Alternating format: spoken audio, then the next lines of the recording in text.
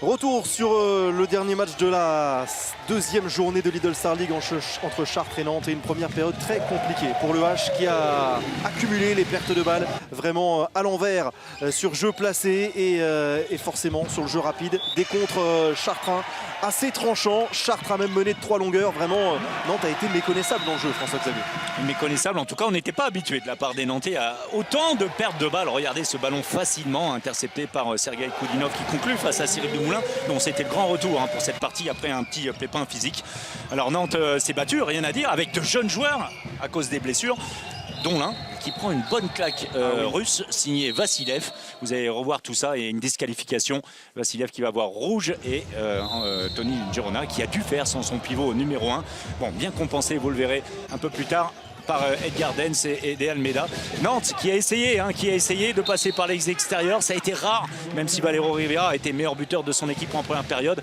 Et puis Chartres, vraiment très valeureux, qui a su répondre à des Nantais souvent hésitants. Figueras a participé à la fête, mais c'était tout sauf une fête en première période avec peu de buts, puisqu'à la pause, on en était seulement à 13 partout.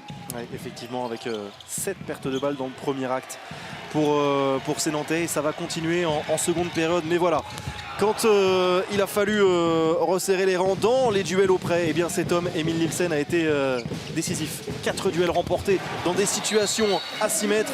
On a vu Yvan Vérin, on verra un peu plus tard également Titouan, Fanou, Gatine. Voilà, c'est là aussi que ça se joue. Hein. Les tournants, il y en a eu quelques-uns dans cette fin de match, François-Xavier. Bonne inspiration d'Alberto Lanterios de lancer sur le terrain Emile Nielsen à 14 minutes du terme de la partie, alors que Cyril Dumoulin faisait son match. Là n'est pas la question. Et il a fallu marquer des buts. Thibaut Brié s'en est chargé. Vraiment le meilleur Nantais en seconde période avec 6 réalisations pour le jeune Thibaut Brié. Et puis le fait de jeu, c'est ça malheureusement. C'est Titouan Fanou Gatine qui fut celui qui a été pratiquement constamment en échec sur Emile Nielsen. La dernière chance, c'est ça, c'est cette relance, mais la bonne interception d'Eduardo Gurbindo, qui malgré un gros problème de chrono, puisque les joueurs ne savaient pas combien de temps il restait, eh bien, a réussi à intercepter ce dernier ballon. La joie des Nantais, c'est plus une libération.